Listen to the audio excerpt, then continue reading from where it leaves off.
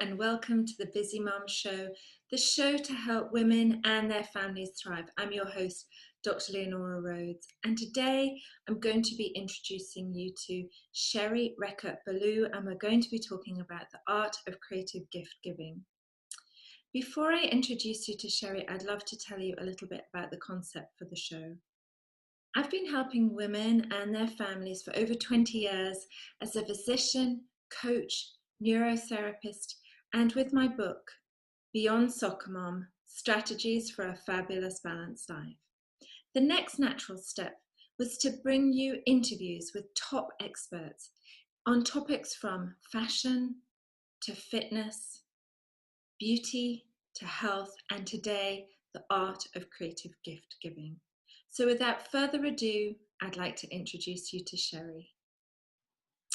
So today I'm delighted to introduce you to Sherry, and I'm going to read you a quick bio.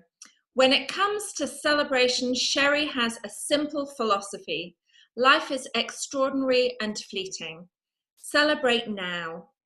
As founder of Simply Celebrate, Sherry helps people celebrate who they are and the people they love through one-of-a-kind, imaginative, impactful gifts, life coaching, inspirational books and articles. So you're very welcome, Sherry. Thank you so much for coming on the show. Oh, thank you, Leonora. It's great to be here. And I had the pleasure of meeting Sherry, just so you all know, at a wonderful conference about a year ago, and we immediately clicked, and we've been in touch ever since. And I've been really excited to have Sherry on the show. So I'm so glad you're here at last. Oh, me too. Yeah. So Sherry, tell us a little bit about you and about why you set up your business, Simply Celebrate.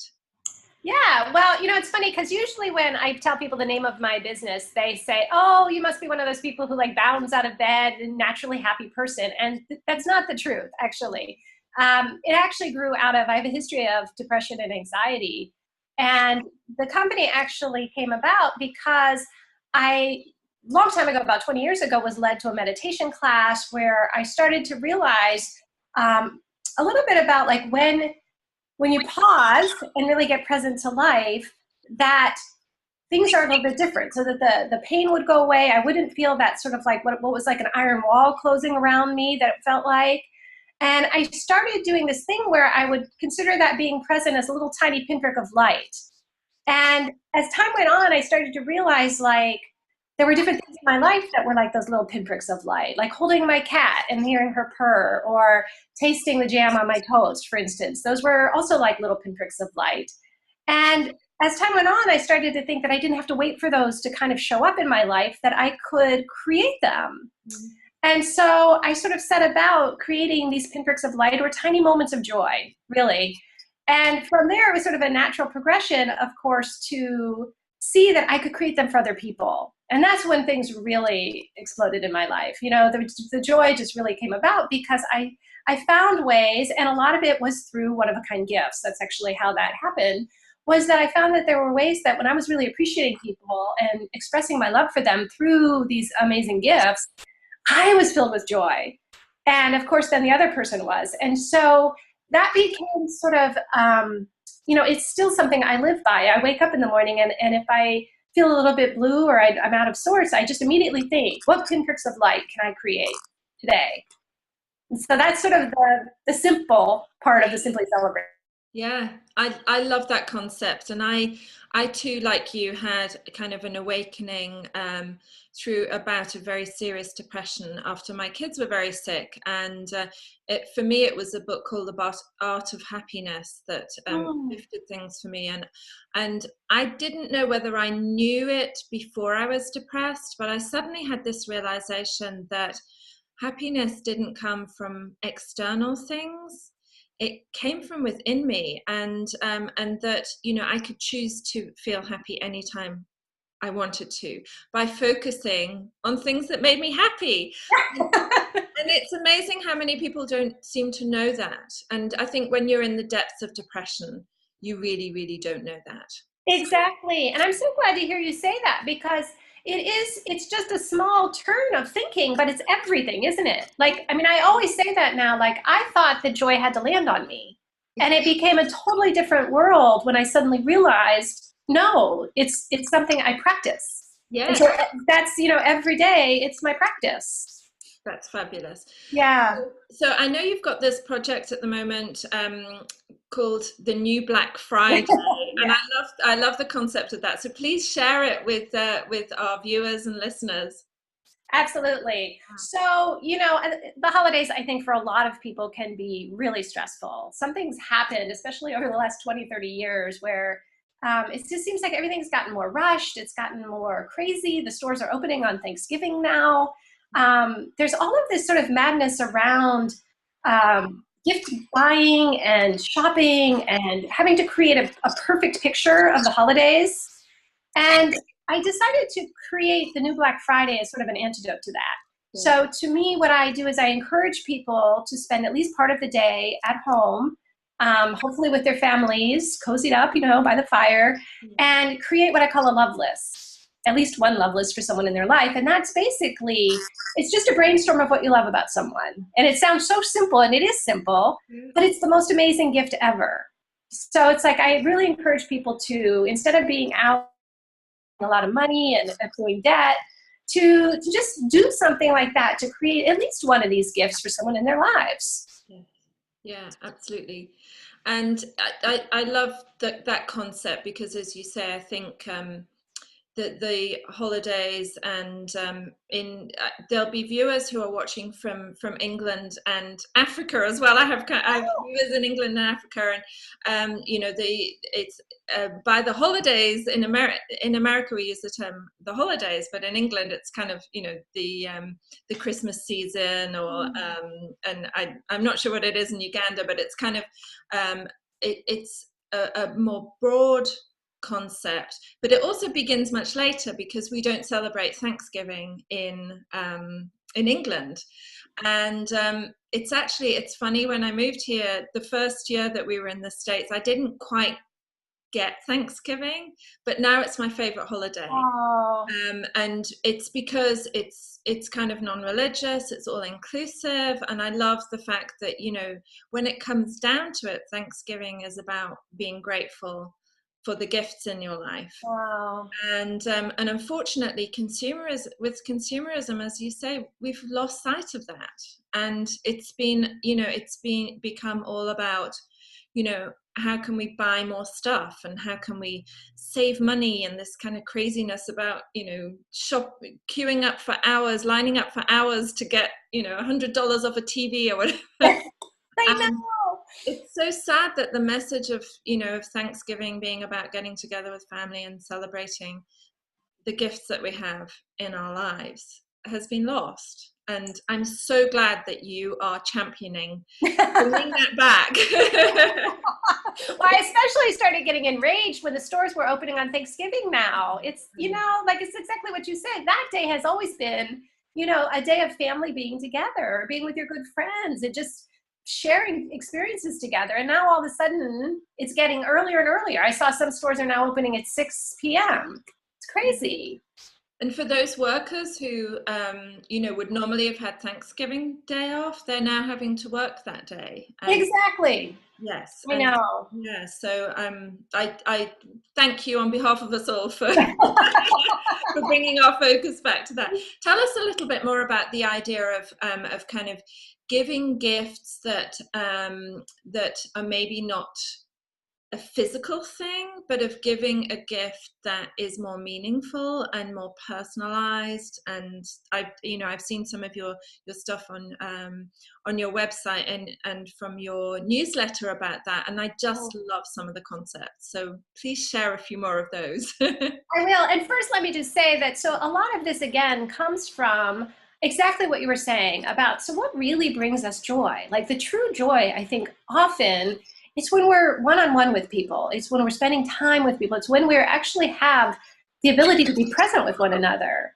And, I know that what's happened so much with this craziness of especially in our culture in the United States, that's gotten so crazy that it's like people are so exhausted that they don't really have time to be present with the people they love that they're doing all this crazy shopping for. Yeah. So a couple of the things. I'm really big on giving gifts that are experiences. Yeah. So, and I'm really also big on giving gifts that people can enjoy, say, like in January when things are so calm. And a lot of times people get depressed in January. It's a big month.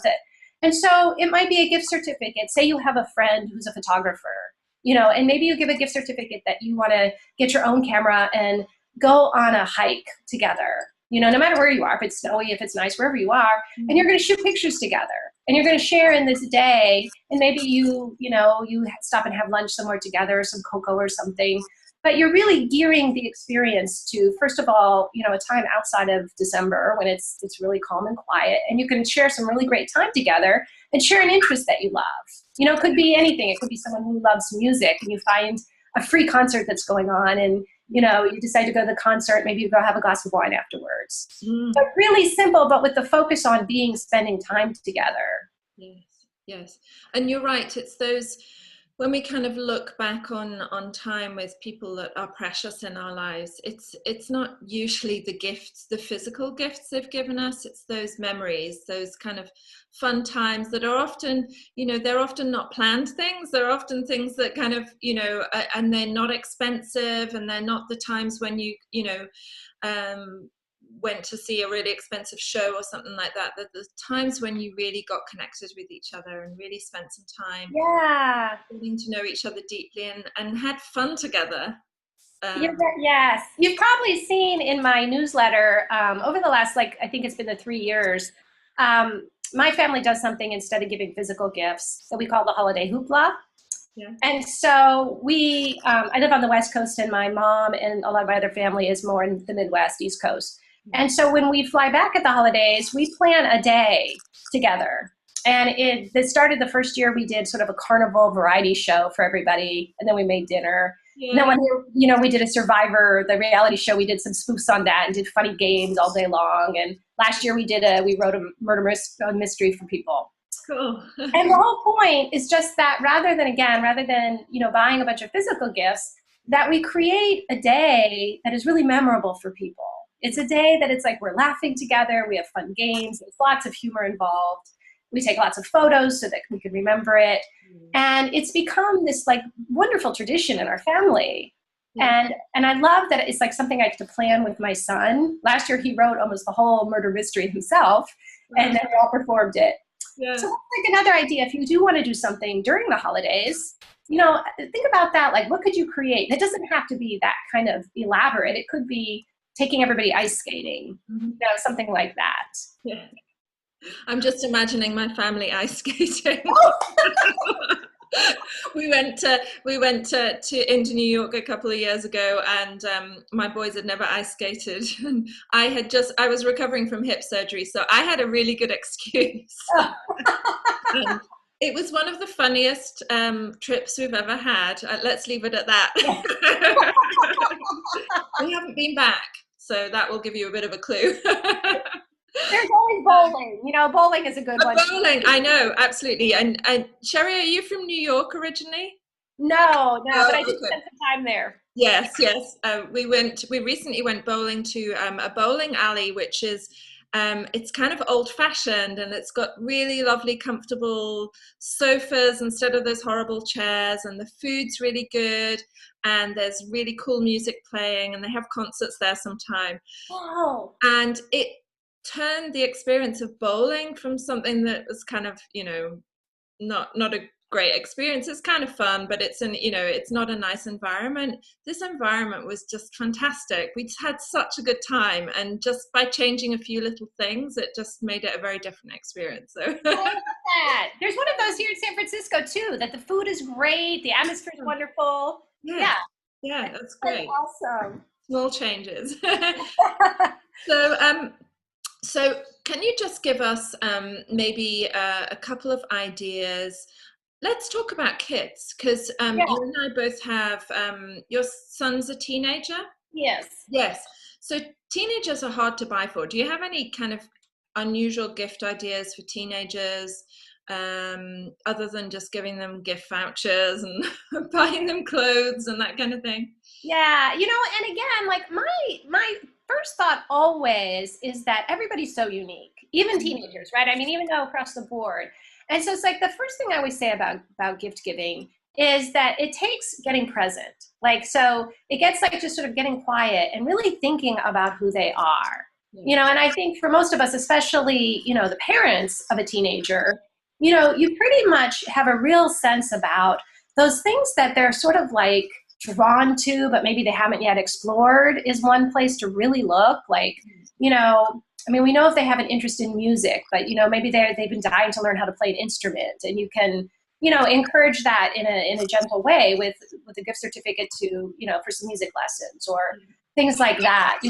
I feel like the most important thing is that pre-place of really spending time thinking about and really listening to when they're saying, because people are always giving us clues. Even our teens, they're constantly giving us clues about, like, my son has suddenly become really interested in clothes because now he's in high school and he's in an art school.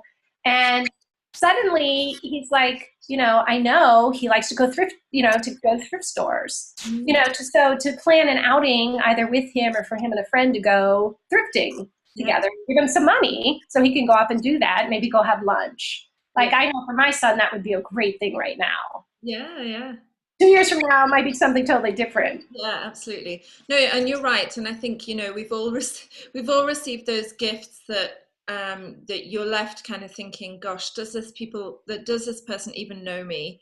Because, it's not something that I would ever I know. ask for. And it's just, really an inauthentic gift, and just spending some time really having a good think about that person's personality and the things that they love in life, and then getting more connected. As you say, you can buy a better gift if you just spend a little bit of time. And I think sorry. No, go ahead. Well, I was going to say, also, if they're younger, I think we all know too, with younger children, they really want our time, right? I mean, so it's like there's nothing like making someone like, a queen for the day or a king for the day when they're young, and planning a whole day, just the two of you, or, just a very special time that they can have. And I mean, that, again, I think we can never underestimate what that means, especially to children. They really want that. They want to be seen by us. They want to, just spend a day doing things that they love, and we're paying attention to them. And it sounds so simple. And I think that's why oftentimes we forget. It is that simple. Yes, absolutely. Yeah, I mean, kids can be happy playing with a large cardboard box for hours on end. Even when they're a bit older, they still can. My son still can. I don't know about yours, but I know it's funny. So, well, thank you so much. You've given us some fantastic ideas, and I really hope the people watching and listening get a real feel for getting that spirit back into the holidays and the festive season, that's about connecting with people rather than just spending money. So thank you for that, Sherry. And could you share with us how to get in touch with you, your website details, and because I'm sure people are going to want to check out your work after this. Thank you. Yes, my website is simplycelebrate.net. Yeah. And I'm also on Facebook. I have a Facebook page under the same name, Simply Celebrate. And that's where I talk about the new Balck Friday, if anybody wants to join in on that, and all kinds of other things going on. That's great. Well, thank you. It's been such a pleasure. I'm so glad that I've got to interview you at long last.